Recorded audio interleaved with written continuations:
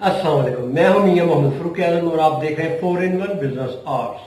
तो आज का हमारा मौजू है कि फाइबर ग्लास की शीट को किस तरह काटना चाहिए और किस तरह नहीं।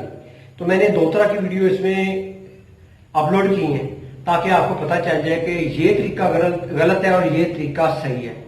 तो लिहाजा जो न्यू दोस्त हैं जो फाइबर ग्लास का काम करना चाहते हैं, सीखना चाहते हैं, केमिकल के नाम किसी भी किस्म का शीट, फाइबर ग्लास डोर या कुछ भी, या फाइबर ग्लास के स्ट्रक्चर यानी शेड का जो स्ट्रक्चर है वो बनाना चाहते हैं या फाइबर ग्लास शेड बनाना चाहते हैं, तो हमारे चैनल को सब्सक्राइब करें, लाइक और शेयर लाजमी करें ताकि आपको आने वाली वीडियो मिलती रहे। तो चले मैं आपको दोनों चीजें ही दिखाता हूं कि कैसे कौन सा गलत तरीका है, कौन सा सही तरीका है कटिंग करने का।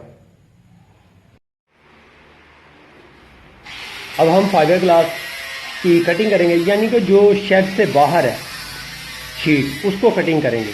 तो ये तरीकाकार गलत है जैसे मैं कर रहा हूँ, ये खड़ा है और इसमें गलती बेसिकली क्या है और इससे क्या नुकसान हो सकता है आपने गौर करना और अपना कमेंट्स भी करना है।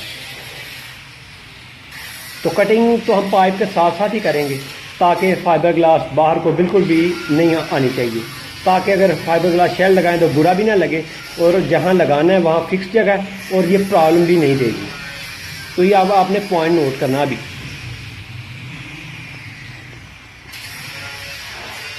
असल में हुआ क्या था कि मूव पेज थोड़ा सा बाहर था, तो अभी आपने देखना है कि कैसे ग्राइंडर पीछे को आती है।